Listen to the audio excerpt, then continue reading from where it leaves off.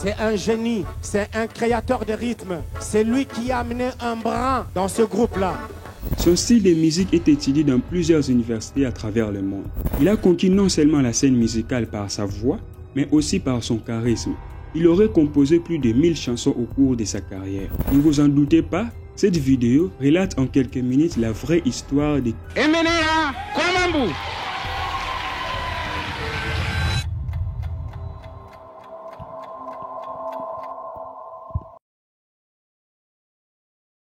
Si c'est la première fois que tu cliques sur ma vidéo, sache qu'ici, on rencontre des histoires sur la musique et la politique congolaise. Si te remémorer des bons souvenirs t'intéresse, alors abonne-toi, tu ne les regretteras jamais. Dis-moi en commentaire quelle est ta chanson préférée de King Kester.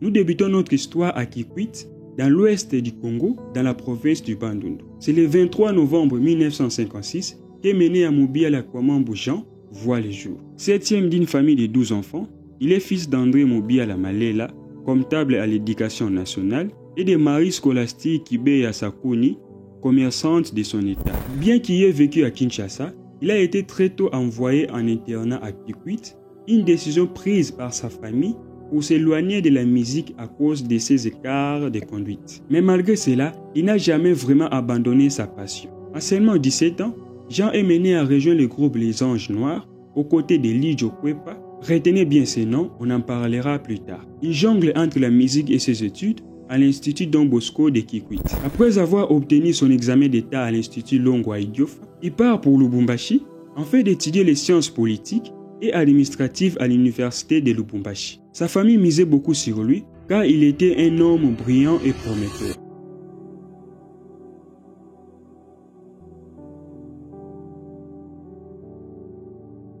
Lors de la guerre de Shaba, c'est dans le cadre de l'opération de rapatriement des militaires et des matériels de guerre à Kinshasa en juin 1977 que Misha Moulongo et Jean Mobiala Emenea embarquent à bord d'un avion militaire à destination de la capitale. Une fois à Kinshasa, Emenea est rapidement présenté à Papa Wemba. Ayant fouillé ses études à Lubumbashi, il choisit de ne pas rentrer immédiatement dans la famille pour éviter d'être découvert. Misha demande à Papa Wemba d'héberger temporairement Emenea. Compréhensif, Papa Wemba accède à la requête de son ami et lui offre une petite chambre dans la parcelle de Molokai. À cette époque, Viva la Musica est en pleine préparation de ses premières répétitions. Emenea, bien qu'il ne fasse pas encore partie du groupe, il assiste régulièrement aux sessions, profitant du fait qu'elles se déroulent juste dans la même parcelle. Vous vous souvenez que Jean était passionné de la musique depuis son jeune âge. En effet, il commence à donner discrètement ses idées à Viva la Musica, bien qu'il n'en soit pas encore membre officiel. C'est aussi durant cette période qu'il fait la connaissance d'Antoine Mumba, parolier de Papa Wemba à l'époque. Les deux hommes deviennent très proches, partagent un statut similaire dans l'ombre du groupe. Oui, presque par hasard, Emenea est même amené en tournée avec Viva la Musica en Équateur, où il interprète même sa chanson Milena devant le public. Après cette tournée, Papa Wemba aurait reçu une grosse somme d'argent. Mais la répartition de celle-ci crée des tensions au sein de l'orchestre. En octobre 1977, 3 musiciens quittent Viva la Musica, laissant plusieurs places vacantes. Kester en profite alors pour intégrer officiellement le groupe. C'est ainsi qu'à l'âge de 21 ans, en octobre 1977, il tourne définitivement le dos à ses études de sciences politiques pour se concentrer entièrement à la musique. Viva la Musica, qui venait d'être fondée par Papa Wemba 4 mois plus tôt, devient désormais son terrain de jeu. D'abord recruté comme deuxième voix, son talent et sa prestance scénique lui permettent de rapidement s'imposer comme un leader technique au sein de l'orchestre. Il devient un élément clé du groupe, au point de jouer un rôle dans les recrutements de futurs grands noms comme Dido Yongo et Juna Jana. Il signe plusieurs chansons majeures, dont Milena en 1977, qu'il avait composé avant même d'intégrer le groupe, ainsi que Dikando et la Runda en 80.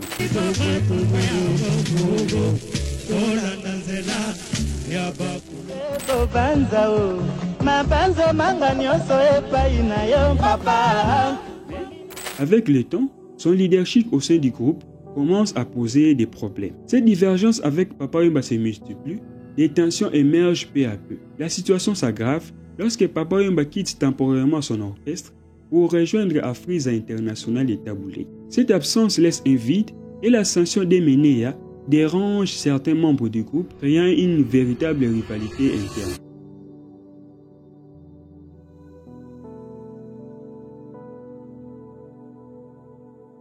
Après de nombreuses disputes dissimulées, l'eau finit par déborder. Le 24 décembre 1982, Victoria et Leison voient le jour dans la même parcelle de Molokai. Son nom est donné en hommage à l'orchestre de Wendo Kolosoi, Victoria Kinshasa, fondé dans les années 40. Kester Emenea attire plus de musiciens que Papa Wemba et reçoit également un soutien de Verkis Kiamangana et son écurie Veve. Parmi ceux qui le suivent dans cette aventure, on retrouve Deba Bambaki, Bipo Linafumu et Petit Prince Bengali. Vous vous souvenez de Lijo Kwepa? C'est lui avec qui Kester avait commencé à 17 ans. Ironie du sort, lui choisit de rejoindre Viva la musique. Papa Wemba exploite cette rivalité pour composer la chanson Ceci c'est là, un titre devenu culte. D'ailleurs, nous avons aussi réalisé une vidéo sur Papa Wemba qui pourrait t'intéresser. Tu pourras la regarder après celle-ci. De son côté, Emenea enchaîne les succès.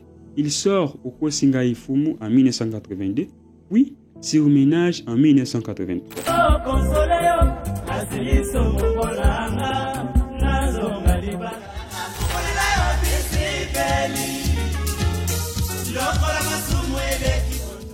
Son ascension est fulgurante à Kinshasa. Il est même invité à animer la soirée de la visite du président français François Mitterrand au palais des congrès de Kinshasa en présence du président Mobutu. Les hits s'enchaînent.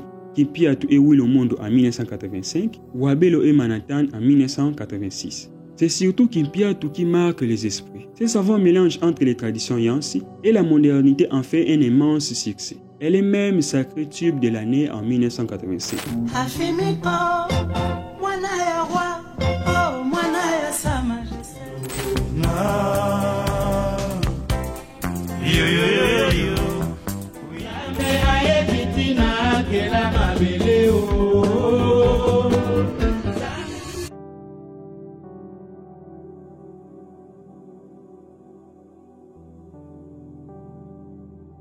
En 1987, Emenea révolutionne encore la musique congolaise en introduisant les synthétiseurs et la programmation musicale assistée par ordinateur dans la musique congolaise. Jusqu'à présent, c'était le style folklorique qui régnait, incarné par les célèbres Zaiko Langa Langa qui dominaient la scène. Mais avec l'album Nzinzi, tout change.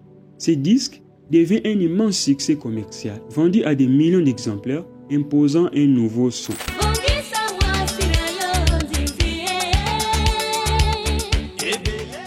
L'année suivante, en septembre 1988, il partage la scène du Zénith de Paris aux côtés de grands noms de la figure de la musique africaine comme Pepe Kale, Arius Mabele, François Lougan lors du concert d'Abeti Masiki. À 90, il franchit encore un cap avec le titre Mukusa. Son succès est encore international.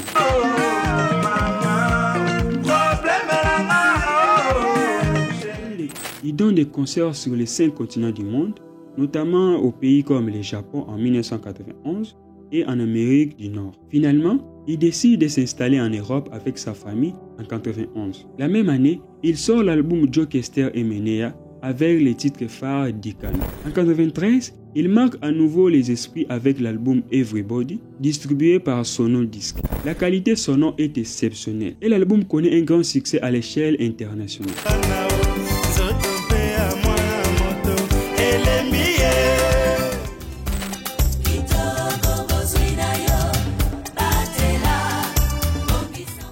Nous sommes en 1995, il enchaîne avec l'album Pas Contact, accompagné des concerts inédits à Paris. Cette même année, il dévoile également le titre Ndila Velele. Son influence dépasse la musique.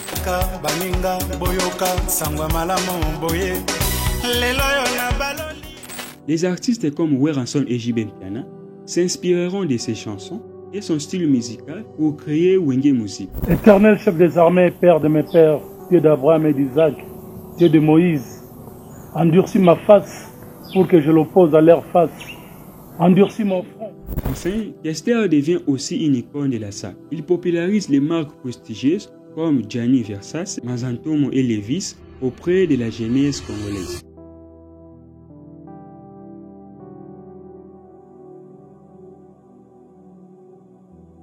Le 26 octobre 1997, un événement historique a eu lieu à l'aéroport international de Njili. Plus de 30 000 personnes se rassemblent pour accueillir Emenea après 7 ans d'absence au pays. Dans les rues de Kinshasa, ce sont plus de 2 millions de fans qui attendent pour célébrer son retour triomphal. Quelques semaines plus tard, soit le 15 novembre 1997, il entre dans l'histoire en devenant le premier artiste congolais à remplir le stade des Martyrs devant plus de 80 000 spectateurs, un record à l'époque. Son album Successful marque les esprits et les Congolais retiennent particulièrement les titres comme Dans la rue, devenu un classique.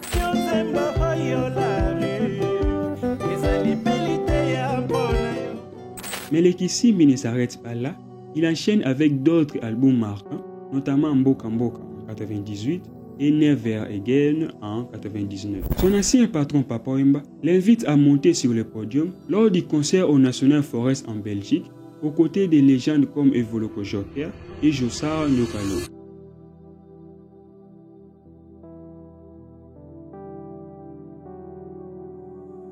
Les nouveaux millénaires s'ouvrent avec force pour Emenea, qui sort l'album Longue Histoire en 2000. Parmi les titres phares, on retrouve Cigarette et Mauso, des chansons qui marquent toute une génération.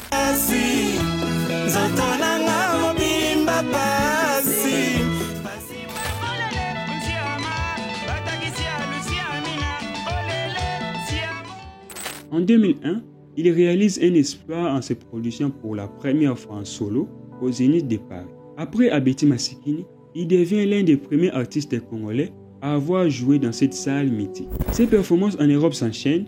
En 2001 et 2002, il remplit Olympia et revient pour la deuxième prestation au Zénith de Paris. En Suisse, il établit un record pour un artiste africain avec un spectacle devant plus de 12 000 personnes. Le 18 octobre 2002, il devient encore le premier artiste congolais à donner un cours de chant à l'université de Limerick en Irlande du Nord en tant que professeur visiteur. Nous faisons un bond jusqu'en 2007 et Emenea nous dévoile l'album Les jours plus longs qui contient les titres comme Désir. Oh, Désir.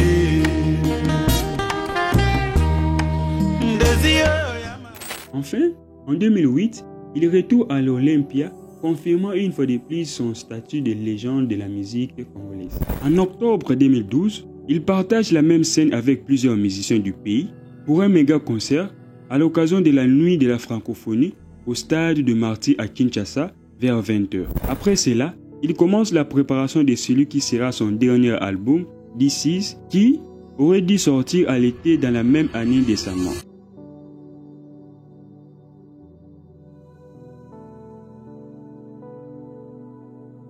En novembre 2013, Inkester Emenea est hospitalisé à l'hôpital Marie Langlong du Place Robinson en France en raison des problèmes cardiaques. Malheureusement, le 13 février 2014, il s'éteint à 5h30 à l'âge de 56 ans.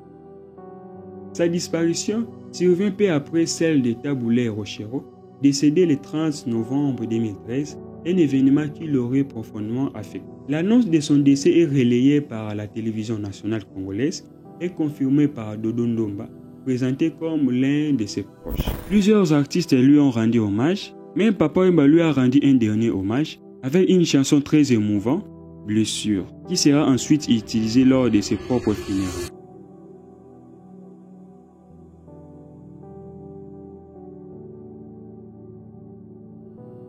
Le 1er mars 2014, la dépouille de King Kester Emenea est arrivée à Kinshasa. Son corps est exposé à l'esplanade du Palais du Peuple, où des milliers de fans lui rendent un dernier hommage. Le 2 mars 2014, le président Joseph Kabila lui décerne à titre posthume une distinction honorifique pour sa contribution exceptionnelle à la musique congolaise. Une foule immense, arborant des bannières, des képis, des macarons à son effigie, accompagne les cortèges funéraires à travers les grandes artères de la capitale. Il est inhumé le 2 mars 2014 à la nécropole de Ntiélé à Kinshasa. Le 25 avril 2014, un festival en hommage de King Kester Emenea est organisé au stade du 30 juin à Kikwit. Malheureusement, une bousculade meurtrière survient, causant la mort de plus de 40 personnes.